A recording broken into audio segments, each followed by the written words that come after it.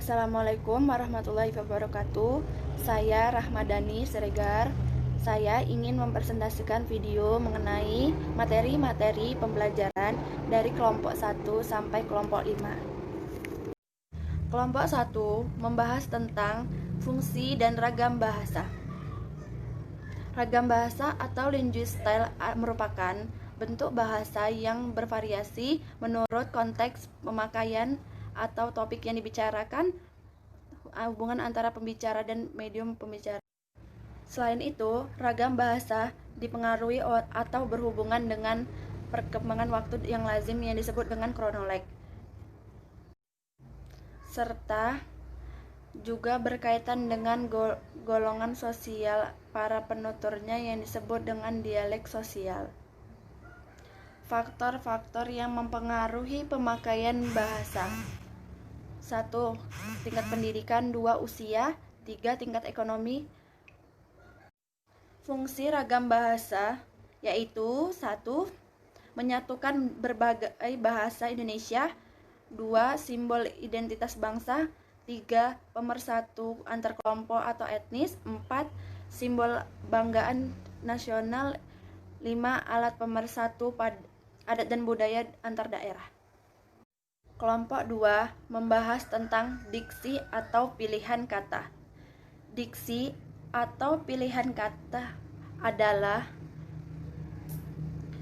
hasil dari upaya memilih kata tertentu untuk dipakai dalam kalimat, alenia, atau wacana.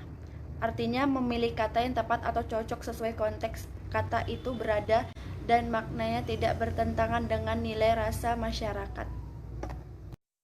Ciri-ciri diksi: yang pertama, menggunakan kosakata. 2. Digunakan untuk membedakan secara tepat nuansa makna. 3. Tepat dalam pemilihan kata untuk mengungkapkan gagasan.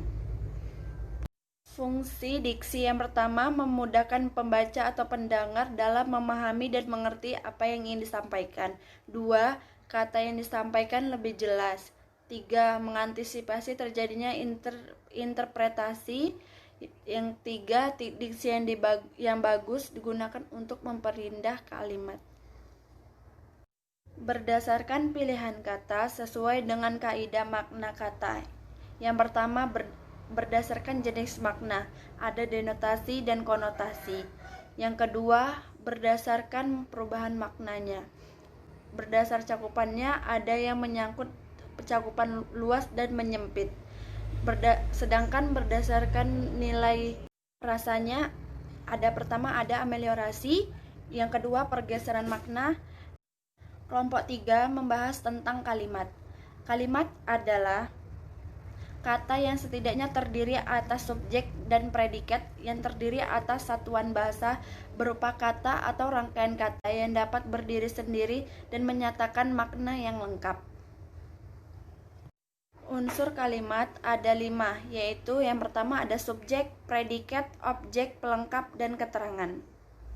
Kalimat aktif dan pasif. Ada kalimat pasif.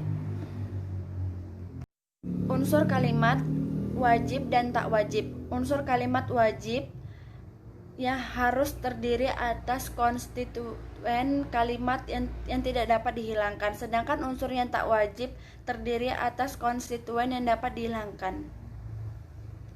Jenis-jenis kalimat: yang pertama menurut bentuk, yaitu pertama majemuk setara, yang kedua majemuk bertingkat, majemuk campuran, dan jenis kalimat. Yang ketiga ada kelengkapan.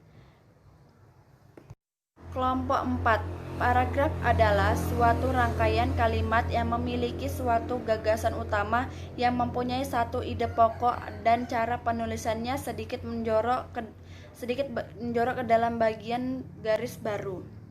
Nama lain paragraf yaitu alinea. Kriteria paragraf: yang pertama ada satuan atau unity, yang kedua ada kepaduan atau koherensi. Jenis-jenis paragraf: ada paragraf deskriptif, ada paragraf eksposisi, dan ada paragraf narasi, serta ada juga paragraf argumentasi dan persuasi. Kelompok 5. Karya ilmiah. Karya ilmiah adalah laporan tertulis dan diterbitkan yang memaparkan tentang pengkajian yang telah dilakukan oleh seseorang atau sebuah tim dengan memenuhi kaidah dan etika keilmuan yang dikukuhkan dan dicatati oleh keilmuan dalam masyarakat bagi peminatnya. Sistematika penyusunan karya ilmiah. Yang pertama kita harus pendahuluan dulu, yang kedua isi mengenai pembahasan, yang ketiga simpulan. Ciri-ciri karya tulis ilmiah: yang pertama kita harus reproduktif, yang kedua tidak ambigu, yang ketiga tidak emotif, yang keempat harus menggunakan bahasa baku, yang kelima menggunakan kaidah keilmuan, yang keenam bersifat dekoratif. Yang ketujuh terdapat kohesi, yang ke-8 bersifat objektif, yang ke-9 menggunakan kalimat efektif. Tujuan penyusunan karya ilmiah yaitu sebagai sarana melatih mengungkapkan pemikiran dalam bentuk tulisan yang sistematis dan metodologis, menjadi transformasi pengetahuan bagi sekolah, institut perguruan tinggi, dan